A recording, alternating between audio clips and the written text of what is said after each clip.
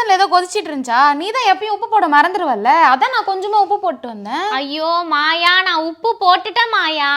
ஐயோ இப்ப என்னடி பண்றது? என்ன பண்றது, அவ்வளவுதான். அந்த குழம்பு எடுத்து குப்பையில தான் கொட்டணும். நீ தான் எப்பயும் மறந்துடுவியே, நாம போட்டு வைப்போன்னு போட்டு வந்த. உன்னை எவண்டி போட சொன்னது உப்ப?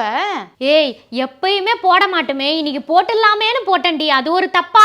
அடி போடி. இப்படிதான் ஒருத்தன் யூபியில சாப்பாட்டுல உப்பு அதிகமா இருக்குன்னு பொண்டாட்டிய மாடியில இருந்து கீழே தள்ளி விட்டு கொண்டுட்டான் தெரியுமா? ஆஃப்டர் ஆல் ஒரு உப்பு அதிகமாயிடுச்சுன்றதுக்காக அவன் ஒய்ஃபையே கொண்டுட்டானா? இல்ல மேட்ரு என்ன தெரியுமா, அந்த பொண்ணு வேற 5 மந்த் பிரெக்னெண்டா இருந்திருக்கு. சேச்சே, ரொம்ப பாவம் தான் மாயா.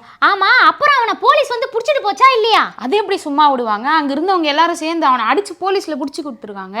ஆனா கதையில ட்விஸ்டே இதுக்கு அப்புறம் தான் இருக்கு. ஆஹா, அப்படி என்ன ஆச்சு?